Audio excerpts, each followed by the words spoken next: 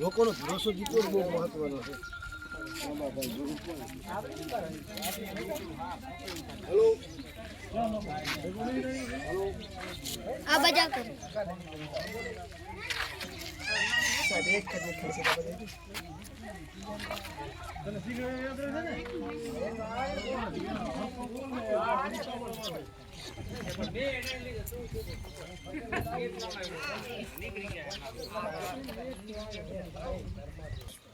પોપટભાઈ, તમારા ખાંડેક વિસ્તારમાં જ્યારે પૂર આવ્યો હતો કેવી પરિસ્થિતિ હતી? પરિસ્થિતિ અમારે હાવ ખરાબ હતી સાહેબ. બરોબર. પછી 2-3 દી વરસાદ રહ્યો, બરાબર, વરસાદ પડ્યો હતો બોલો, અમારે ખાવા પીવાની બધી તકલીફ હતી. બરોબર. ભલું થયા શંકરભાઈનું દીભાઈ આવ્યા અહીંયા, બરોબર. વિતરણ કરવા. તમે જ્યાં રહ્યો છો ત્યાં કેટલું પાણી હતું પોપટભાઈ જ્યારે વરસાદ આવ્યો પાણી તો ત્યારે અમારે આટલે હતું ભાઈ. તમે રહ્યો હા હા, રસ્તામાં અમારા ઘરની બાજુમાં આટલે પાણી હતું. હા, તો મૂળ તકલીફ તો તમારે ત્યાં જ હતી. અને હજી આટલે પાણી છે, એ તો પણ તમે આવી ગયો. હા, એ તો એવા કેટલા પરિવારો છે જેના છાપરામાં પાણી આવી ગયું અને એના છાપરા પડી ગયા હોય છે કેટલા 15-20 ઘર છે એવા. કે જે છાપરા પડી ગયું હોય. હા, પડી ગયું. કેવી રીતે પછી તમે પૂરમાંથી બહાર પછી પૂરમાંથી અમે પાણી ઘટ્યું એટલે પછી અમે નીકળ્યા બહાર. બીજા કોઈ લોકો તમને મદદ કરી? બીજી ના, કોઈ બીજો કોઈ આવ્યું નથી, કોઈનો ફોન નથી આવ્યો શંકરભાઈ તમારા સિવાય. બરાબર. કોઈને હજુ સુધી તમને ના, કોઈ કોઈનો સમાચાર નહીં, કાંઈ નહીં? કોઈ ગામનાનો કોઈનો નહીં, કોઈ સરપંચનો, કોઈ તલાટીનો, કોઈ ગામમાંથી કોઈનો ફોન નહીં આવ્યો તમારા સિવાય કોઈનો નહીં. બીજું તમે શું કહેવા માંગો સંસ્થાને? બીજું શું કહેવા માંગે, આપણે કોઈ આ અમારે જો મકાન કરી દે, બરાબર, અને બાકીનું તો અમારા રસ્તાનું છે અને લાઇટ તો છે અને પાણી છે.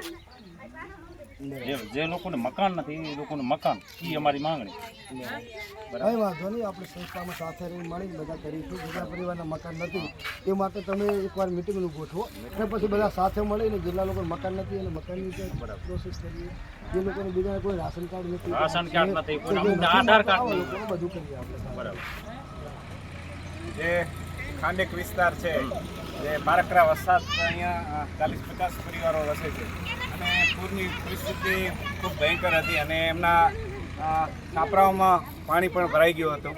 આ પોપટભાઈ જેમ વાત કરી એમ, તો એ પૂરમાંથી એ અલગ સ્થળાંતર થયા આજુબાજુ જ્યાં પાણી નથી, અહીંયા બધા બાળકોને લઈને ગયા અને એમના પરિવારમાં જે રહેવાનું હતું સામગ્રી, જે ખાવા પીવાની હતી, એ પણ એમાં પલળી ગયેલ હતી. તો આ અમારા વિચરતા સમુદાય સમર્થન મંચના શંકરભાઈ કાર્યકરને આ પરિસ્થિતિની જાણ થઈ અને એમણે તાબડતોડ અહીંયા પોપટભાઈને અને એના પરિવારને મળ્યા અને આનો સર્વે કરવામાં આવ્યો અને તાત્કાલિક મેનેજિંગ ડાયરેક્ટર VSSM મિત્તલબેન પટેલને જાણ કરતાં એમણે તાત્કાલિક આ પરિવારોને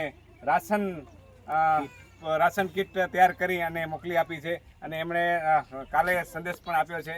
આવા કચ્છ રાપરમાં જ્યાં જ્યાં પરિવારો છે એને મદદરૂપ કીટ, રાશન કીટ લઈને સૌ કાર્યકરો મદદરૂપ થાય અને સૌ સેવાભાવી મિત્રો જોડાય અને આ પરિસ્થિતિમાંથી બહાર આવે.